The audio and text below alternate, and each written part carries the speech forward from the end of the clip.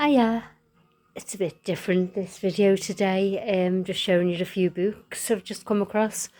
We're trying to sort out the bedroom, so I went through all of the books I've got and come across loads of autobiographies that I keep and Haunted Liverpool, Tom Slemon and Billy Roberts' Spooky Liverpool and stuff.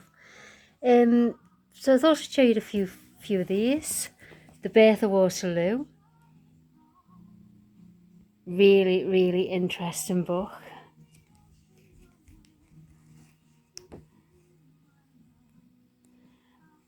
Hang on. It is interesting, honest.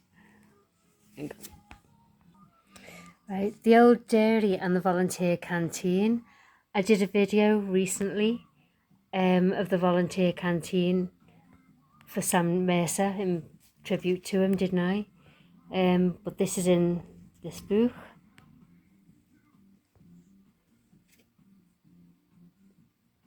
So it says, hang on. The building that was once the independent chapel formed a group with other two structures, one which was once a dairy, the other a private house. Hang on, that might be talking about something totally different here. Yeah, the independent chapel. That's the old Christ Church. I don't know whether you remember a couple of years ago, me and Cliff went to a Christmas fair at Old Christ Church, and we won that hamper, didn't we? The Christmas hamper. This is the first Christ Church was built in 1840, being extended further to 1851 and 1859. Originally, it was intended to provide a place of worship for the many visitors that came to the area on holiday. In 1890, a bulge appeared in the south wall of the church, and it was found that ivy had caused substantial structural damage. That's why I don't really like ivy on my walls. Although the building was pronounced safe, it was decided to rebuild the church totally in 1899. The old church was demolished, and on 2nd of December of that year, the current building, designed by the famous architects Paley and Austin, was consecrated. So that's the old one being demolished. Oh, right, okay, the independent chapel. I don't know can you see all that like waves? I don't know what that is. It's always, I used to think in the summer it was when I had the fan going on the ceiling, but I haven't. Anyways, the building was next to the volunteer canteen in East Street until its demolition in 1976. It was a building that underwent as many transformations as the environment around. It was built by Richard Waddington in 1840 as a Methodist chapel and seated 300 people. In 1865, it was known as the Independent Chapel, but by 1868, it was being described as a primitive Methodist chapel. Just 3 years later, it had been transformed into St. John's Sunday School, and only another 2 years it was changed again, being the assembly rooms.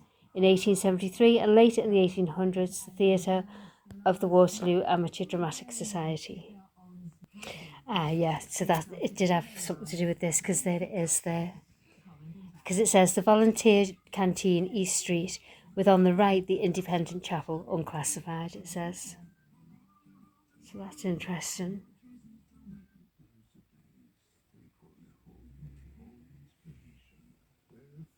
Well, this is really interesting because it says the census of 1841, under the heading of Chapelry of Great Crosby, in the park called Waterloo, various streets and other features are shown here. But look, the publicans shown of each pub.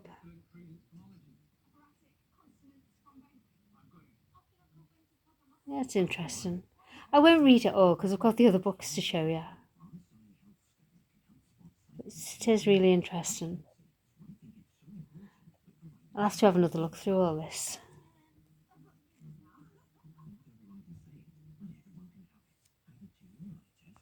I showed you Potter's Barn as well.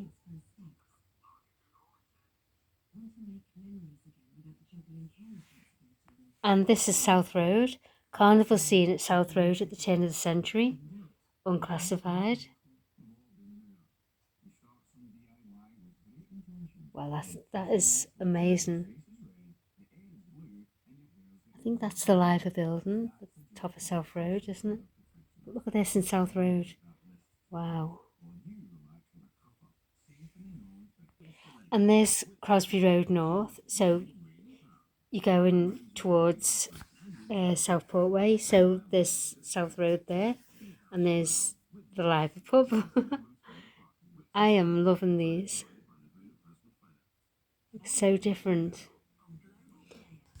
So Crosby Road North showing the Live Inn with in front a tram shelter, and to the inn's right, the single-storey old smithy. Amazing. It says the old smithy, the triangular piece of land formed by the eastern side of the Live Inn, as it was called, and Crosby Road North, was originally paved with stone sets and contained a weighbridge for carts. On the northern side of the triangle lay the smithy, a long, low, single-storied building. It first appeared in the 1876 Gore's Directory of Liverpool and Environs, listed as John Howard Farrier, and in the 1884 edition, rather remarkably, as Ellen Howard Farrier. The smithy had several subsequent owners. In 1906, it was occupied by J. and H. Sumner, who ran a shoeing forge there. By 1930, O'Play and Son had taken over, but they did not stay long. From 1915, Charles Wainwright and Son took over, but sometime around 1920, Wainwright closed the old smithy and relocated his business to 25 Bath Street. However, this wasn't the end of the smithy. In 1930 to 31, J. Ruffley began a blacksmith shop in the building called the Live Forge, and this carried on business until the 1940s. I'll move on. I'm going to be there all day. Crosby Curiosities. I actually won this when the Crosby Herald used to be in print, and I won it, and it's a signed copy from the author. I just flicking through, and there's my actual winning thing. Congratulations, you've won the competition to win a copy of Crosby Curiosities with compliments. Oh my goodness, didn't realise I kept that. That must be the page I'm up to. Crown Buildings was in there, Crosby.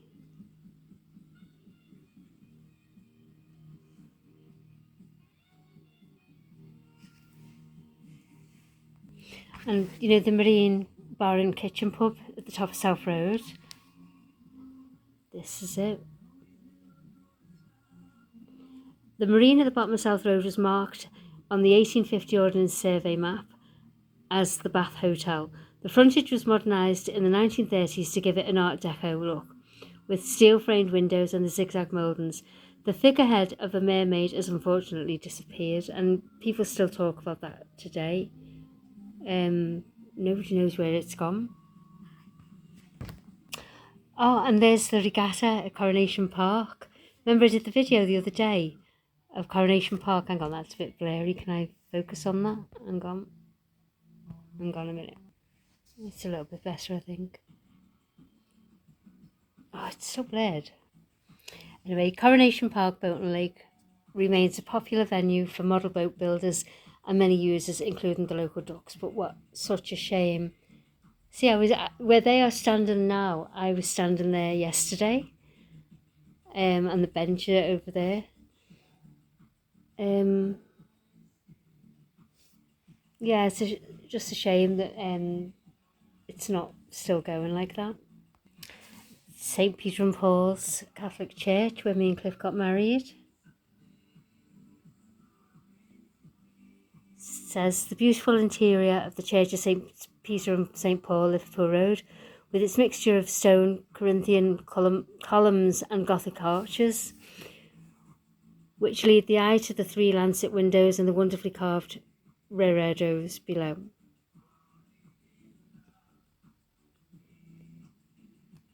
It is a beautiful church. And the Old Bank Inn, which is a pub now, isn't it? Banks built prestigious buildings, and none more than Parr's Bank, later the Westminster Bank on South Road. It has a combination of red sandstone, lower floors topped by elaborate timber-framed gable. The upper part of the bank was the manager's residence. Notice the side wall is built in brick, which shows that even banks could not afford an all-stone building. But that's in South Road. It's a pub, the old bank.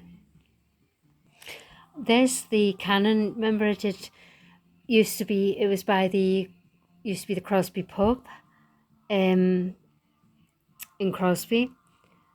And I was taught about it, there was history on it, but I could never find it. Well, it just says cast iron cannon protecting the boundary wall of St Luke's churchyard. So it doesn't really tell me nothing about it, really.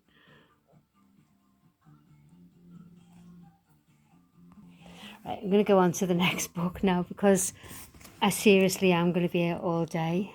There's just so much to look at and to share. And I know a lot of you will be really, really interested in a lot of this. The graveyard of St Peter and Paul's. St Peter and Paul's churchyard has some striking monuments, including this giant Celtic cross dedicated to the nuns of Mount Pleasant Convent. So that's the churchyard, where the graveyard where my mum and dad are. It's really interesting. Oh. There's the ISBN number anyway, if anyone's interested in getting the book. ISBN ISBN 07524386446, and the barcode number at the bottom 9780752438641. So you should still be able to get that, I reckon.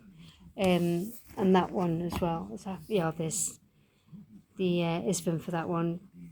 18745160330. That one is for the Birth of Waterloo. I'm going to be here all day, aren't I? Bloody British history, Liverpool. We'll have a look through that in a minute. And the other book is Liverpool City Centre Through Time. So that'd be interesting to see as well. Pierhead. That's interesting, isn't it? The Pierhead, St Nicholas's Church, and the overhead railway. Construction of the foundations of the Royal Library building can be seen on the right of the photograph. So the library building hasn't even been built at this point. There's St Nicholas's Church, and the overhead railway. Cross.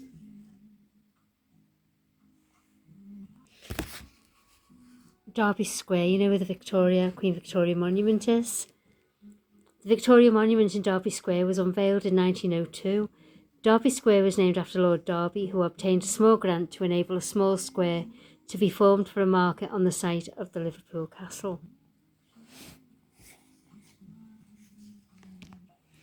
It's the bombed out church, St Luke's.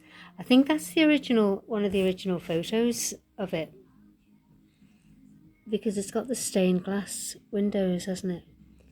And then this is present day.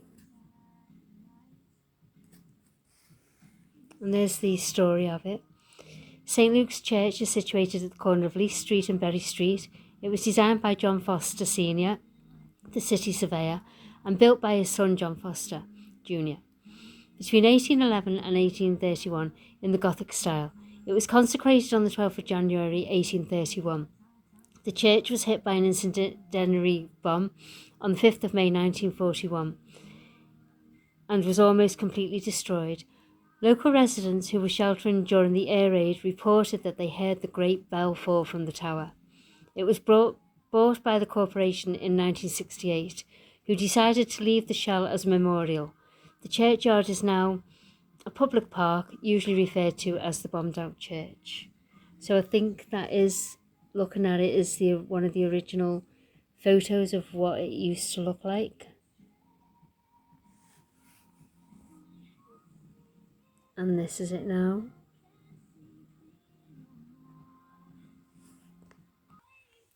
Wow, and this is Bold Street. That's what it's now. because you can see the bombed out church there. And this, look at it there, because you can still see the church there. Wow.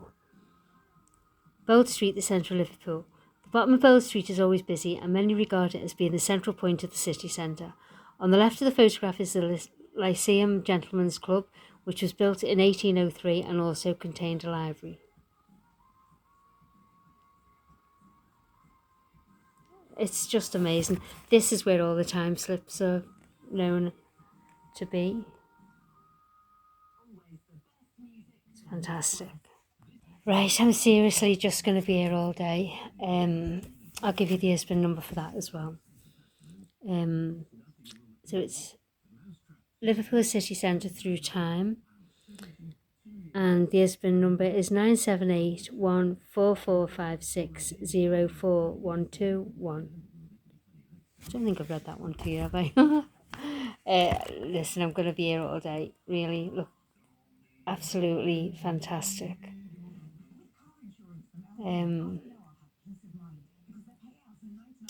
Next. Right, I'll just whiz through this one. Right.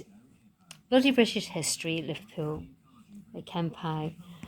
The ISBN is 978-07524-655. What is that, a 1? 7. I think that's a 1. I'll go a bit closer so you can read it. Oh, focus. It looks like a 1 and then a 7. In this book, it contains deadly druids, Vikings on the Mersey, the grisly execution of Jacobite rebels, Black Death in the streets, slaughter at the siege of Liverpool, horrors of the slave trade, the Hope Street body snatchers, terror aboard the Titanic, Nazi bombs. Here is a loathsome, lurid and downright lamentable history of Liverpool, beginning with the mysteries of the druids and featuring astonishing tales of bloodshed, battles on the Black Death, Viking assaults, Victorian gangland riots, the mud, blood and bullets of the Western Front, and the fallen bombs of the Blitz. Read it if you dare. With more than 70 illustrations plus a grim and gruesome colour section of the infamous Maybrick poisoning. You'll never look at the city the same way again. So I'm not going to go through this one because there's just so many. The last person to be pilloried in England was Peter James Bossy in 1830 after being found guilty of perjury. He was offered either 7 years penal transportation or 1 hour in the pillory. He chose the pillory and survived. Oh my God. The pillory, which forced a man to stand upright for hours at a time and risk being maimed or even killed by the missiles that might be hurled at him. I shouldn't laugh, but oh my God. Okay. So I will sit and read these. I'm not going to be bored, am I? But I'm not going to go through each story now.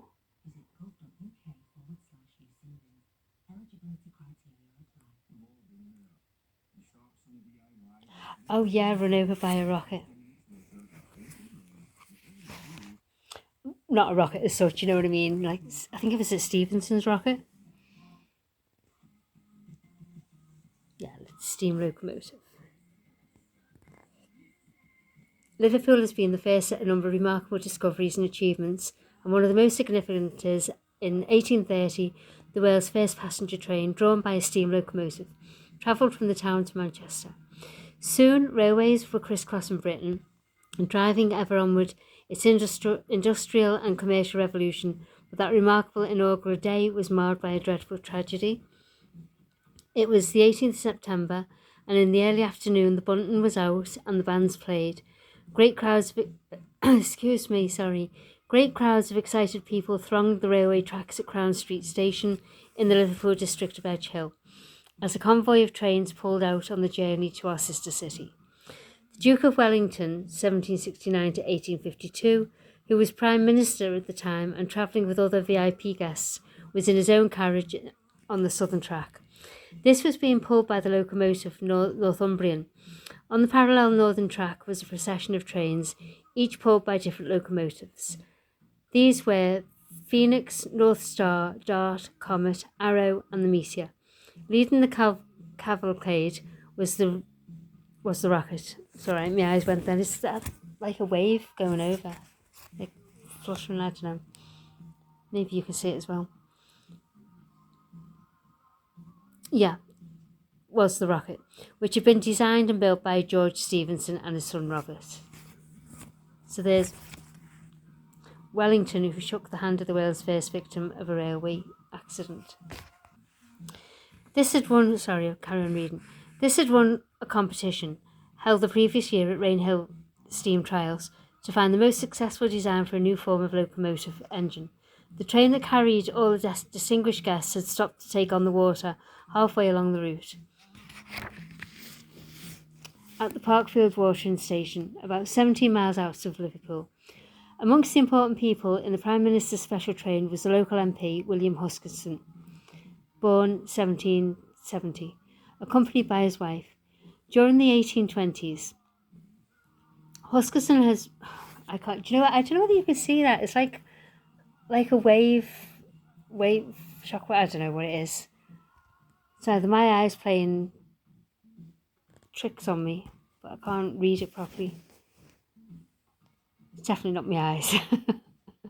Where am I going? Yeah. Huskisson had been one of the primary backers of the Liverpool and Manchester Railway, and in 1826 had helped to secure the legislation that would allow construction to begin. As the dignitaries' train had stopped, this provided an opportunity for the trains and carriages full of people on the northern track to pass by and get a look at the great and the good. At this point, the VIPs got out of their open-top carriages to socialise and stretch their legs, despite being warned against this by railway officials. The Duke remained in his carriage, acknowledging greetings from his fellow travellers.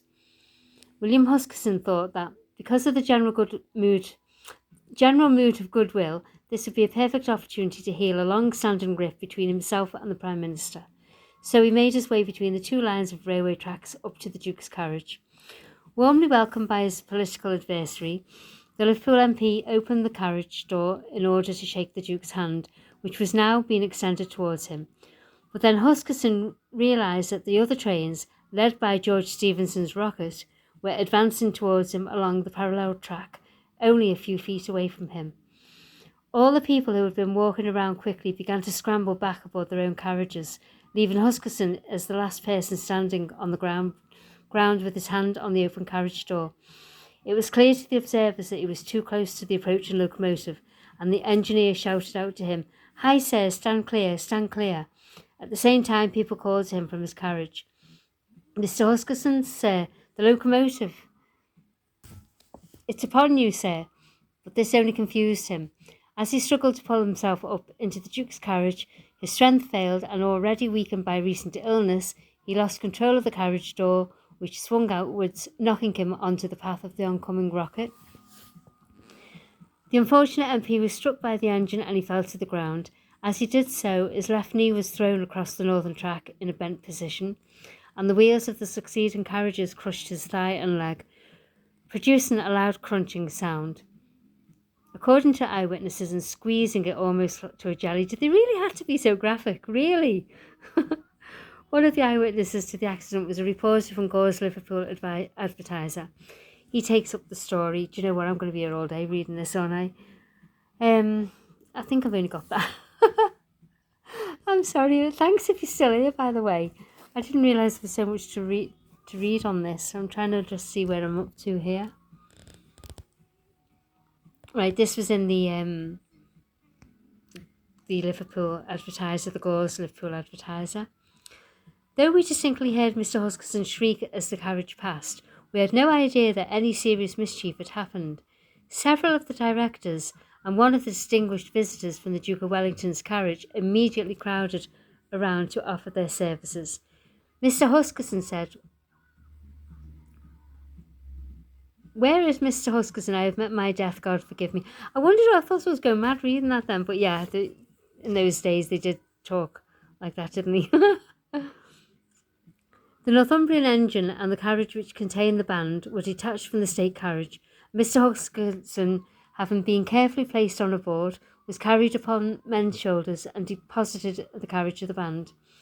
Mr. Stevenson, taking charge of the engine, set out towards Manchester at a most terrific rate, travelling from the place where the accident happened to Eccles Bridge at the rate of 34 miles per hour. At Eccles, the mortally injured man was taken to the local vicarage, whilst George Stevenson continued with the Northumbrian to find medical assistance at the Manchester station. By this time it was about 4 o'clock in the afternoon. Jeez, I'm so sorry about that. Really so sorry. If you're still here, thank you. It was an interesting story, to be honest. And there is more interesting stories in here. But I'm not going to sit reading them. I'll give you the ISBN number. I think I already have, haven't I? Yeah. There you go.